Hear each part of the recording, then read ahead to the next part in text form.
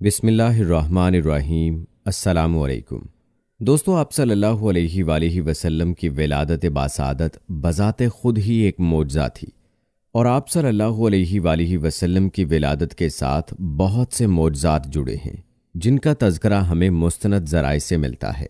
روایات میں آتا ہے کہ ملک شام کا ایک یہودی عیس نامی مکہ سے کچھ فاصلے پر رہتا تھا۔ وہ جب بھی کسی کام سے مکہ آتا، وہاں کے لوگوں سے ملتا تو ان سے کہتا، بہت قریب کے زمانے میں تمہارے درمیان ایک بچہ پیدا ہوگا، سارا عرب اس کے راستے پر چلے گا، اس کے سامنے ذلیل اور پست ہو جائے گا، وہ عجم اور اس کے شہروں کا بھی مالک ہو جائے گا۔ یہی اس کا زمانہ ہے، جو اس کی نبوت کے زمانے کو پائے گا اور اس کی پیروی کرے گا وہ اپنے مقصد میں کامیاب ہوگا۔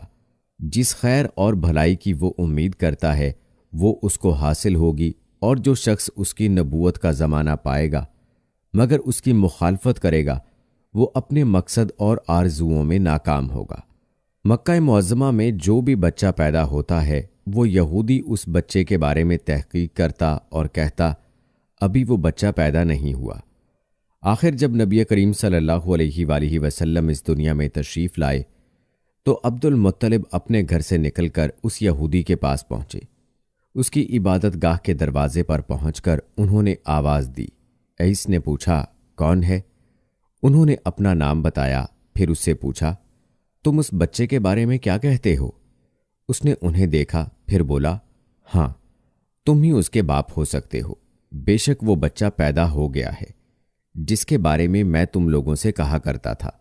وہ ستارہ آج طلوع ہو گیا ہے جو اس بچے کی پیدائش کی علامت ہے، اور اس کی علامت یہ ہے کہ اس وقت اس بچے کو درد ہو رہا ہے۔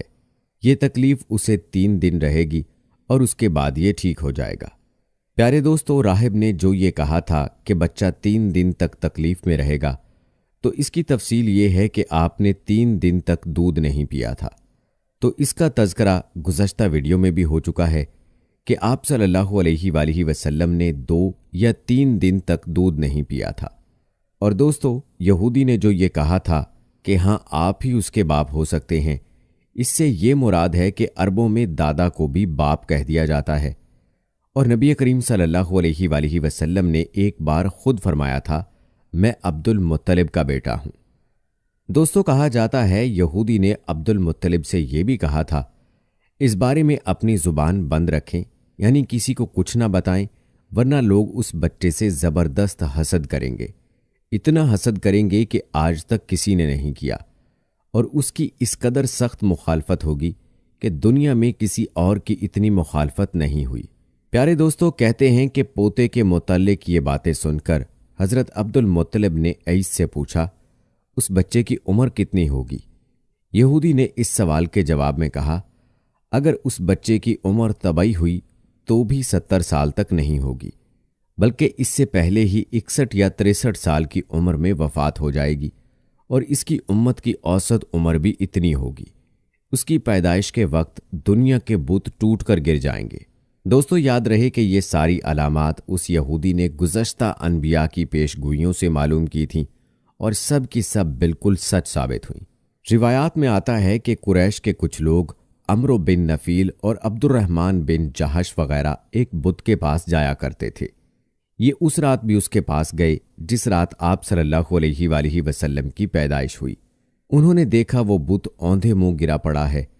ان لوگوں کو یہ بات بری لگی۔ انہوں نے اس کو اٹھایا، سیدھا کر دیا، مگر وہ پھر گر گیا۔ انہوں نے پھر اس کو سیدھا کیا، وہ پھر الٹ ہو گیا۔ ان لوگوں کو بہت حیرت ہوئی، یہ بات بہت عجیب لگی۔ تب اس بت سے آواز نکلی، یہ ایک ایسے بچے کی پیدائش کی خبر ہے جس کے نور سے مشرق اور مغرب میں زمین کے تمام گوشے منور ہو گئے ہیں۔ بت سے نکلنے والی آواز نے انہیں اور زیادہ حیرت زدہ کر دیا۔ پیارے دوستو، اس کے علاوہ ایک واقعہ یہ بھی پیش آیا کہ ایران کے شہنشاہ کسریٰ نوشروان کا محل ہلنے لگا اور اس میں شگاف پڑ گئے۔ نوشروان کا یہ محل نہایت مضبوط تھا، بڑے بڑے پتھروں اور چونے سے تعمیر کیا گیا تھا۔ اس واقعے سے پوری سلطنت میں دہشت پھیل گئی۔ شگاف پڑنے سے خوفناک آواز بھی نکلی تھی۔ محل کے 14 کنگرے ٹوٹ کر نیچے آ گرے تھے۔ دوستو آپ صلی اللہ علیہ وآلہ وسلم کی پیدائش پر ایک واقعہ یہ بھی پیش آیا کہ فارس کے تمام آتش کدوں کی وہ آگ بجھ گئی جس کی وہ لوگ پوجا کرتے تھے اور اس کو بجھنے نہیں دیتے تھے، لیکن اس رات میں ایک ہی وقت میں تمام کے تمام آتش کدوں کی آگ آنن فانن بجھ گئی۔ آگ کے پوجنے والوں میں رونا پیٹنا مچ گیا۔ کسرا کو یہ تمام اطلاعات ملیں تو اس نے ایک کاہن کو بلایا۔ اس نے اپنے محل میں شگاف پڑھنے اور آتش کدوں کی آگ بجھنے کے واقعات اسے سنا کر پوچھا، آخر ایسا کیوں ہو رہا ہے؟ وہ کاہن خود تو جواب نہ دے سکا، تاہم اس نے کہا، ان سوالات کے جوابات میرا ماموں دے سکتا ہے، اس کا نام ستی ہے۔ نوشروان نے کہا، ٹھیک ہے، تم جا کر ان سوالات کے جوابات لاؤ۔ وہ گیا، ستی سے ملا، اسے یہ واقعات سنائے۔ اس نے سن کر کہا، ایک عصا والے نبی ظاہر ہوں گے جو عرب اور شام پر چھا جائیں گے، اور جو کچھ ہونے والا ہے ہو کر رہے گا۔ اس نے یہ جواب کسرا کو بتایا۔ اس وقت تک کسرا نے دوسرے کاہنوں سے بھی معلومات حاصل کر لی تھیں، چنانچہ یہ سن کر اس نے کہا، تب پھر ابھی وہ وقت آنے میں دیر ہے، یعنی ان کا غلبہ میرے بعد ہوگا۔ پیارے دوستو، کہتے ہیں کہ پیدائش کے 7ویں دن حضرت عبد المطلب نے آپ کا عقیقہ کیا اور نام محمد رکھا۔ عربوں میں اس سے پہلے یہ نام کسی کا نہیں رکھا گیا تھا۔ قریش کو یہ نام عجیب سا لگا، چنانچہ کچھ لوگوں نے حضرت عبد المطلب سے کہا، اے عبد المطلب، کیا وجہ ہے کہ تم نے اس بچے کا نام اس کے باپ دادا کے نام پر نہیں رکھا بلکہ محمد رکھا ہے؟ اور یہ نام نہ تمہارے باپ دادا میں سے کسی کا ہے نہ تمہاری قوم میں سے کسی کا ہے۔ حضرت عبد المطلب نے انہیں جواب دیا، میری تمنا ہے کہ آسمانوں میں اللہ تعالیٰ اس بچے کی تعریف فرمائیں اور زمین پر لوگ اس کی تعریف کریں۔ اور دوستو یاد رہے کہ محمد کے معنی بھی یہی ہیں کہ جس کی بہت زیادہ تعریف کی جائے۔ دوستو روایات میں آتا ہے کہ والدہ کی طرف سے آپ کا نام احمد رکھا گیا۔ احمد نام بھی اس سے پہلے کسی کا نہیں رکھا گیا تھا۔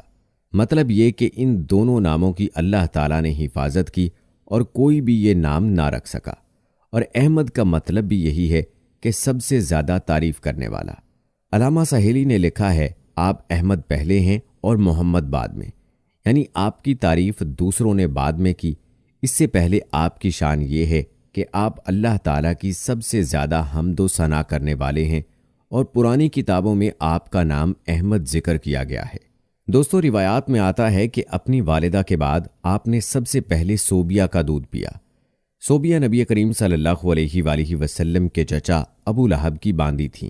ان کو ابو لہب نے آپ کی پیدائش کی خوشی میں آزاد کر دیا تھا۔ صوبیہ نے آپ کو چند دن تک دودھ پلایا۔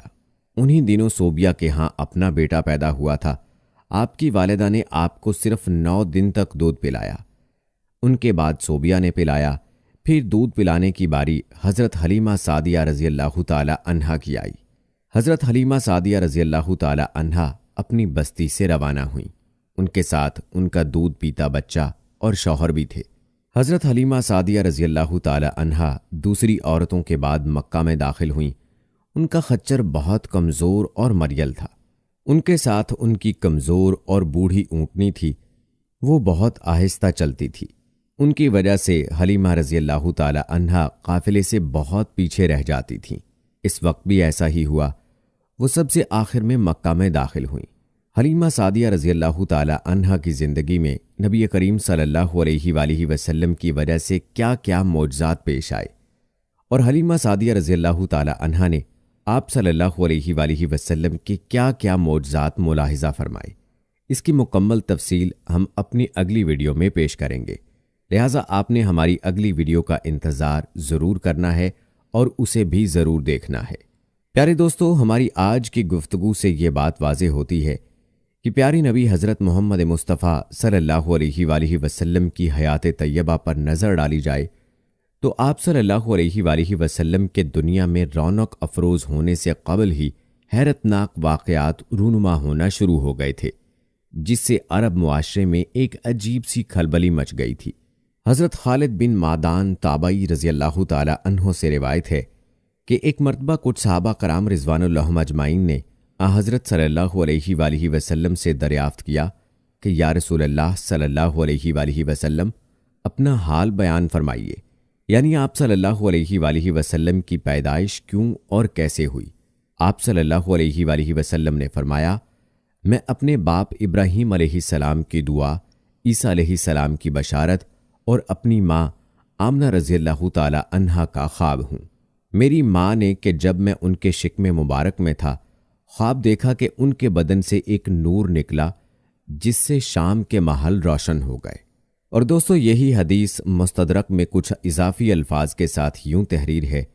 حضرت ارباز ساریہ رضی اللہ تعالی عنہ فرماتے ہیں کہ میں نے رسول اللہ صلی اللہ علیہ وآلہ وسلم کو فرماتے سنا کہ میں اللہ کا بندہ اور خاتم الانبیاء اس وقت سے ہوں کہ میرے باپ یعنی آدم علیہ السلام آب و گل میں تھے۔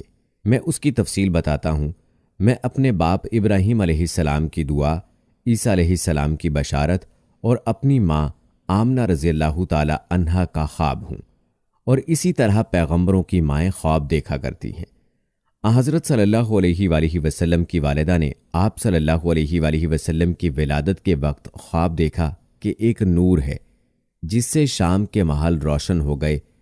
پھر آپ نے یہ آیت پڑھی، سورہ احزاب کی یہ آیت جس کا ترجمہ ہے، اے پیغمبر صلی اللہ علیہ وآلہ وسلم، میں نے تجھ کو گواہ اور خوشخبری سنانے والا اور ڈرانے والا اور اللہ کے حکم سے اللہ کی طرف پکارنے والا اور روشن چراغ بنا کر بھیجا۔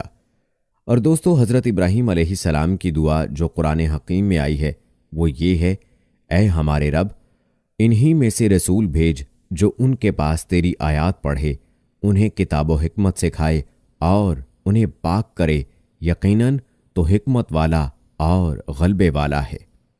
پیارے دوستو، مفسرین کرام لکھتے ہیں کہ یہ حضرت ابراہیم علیہ السلام کی آخری دعا تھی جو قبول ہوئی، اور ان کی ذریت سے یعنی اسماعیل علیہ السلام سے حضرت محمد مصطفیٰ صلی اللہ علیہ وآلہ وسلم کو قرآن دے کر بھیجا، اور پھر آپ صلی اللہ علیہ وآلہ وسلم نے دین اسلام کی تبلیغ بھی کی۔ اور اسی طرح حضرت عیسیٰ علیہ السلام کی بھی پیش گوئی قرآن حکیم میں یوں آئی ہے، جس میں احمد صلی اللہ علیہ وآلہ وسلم نام کے پیغمبر کے بارے میں کہا گیا ہے۔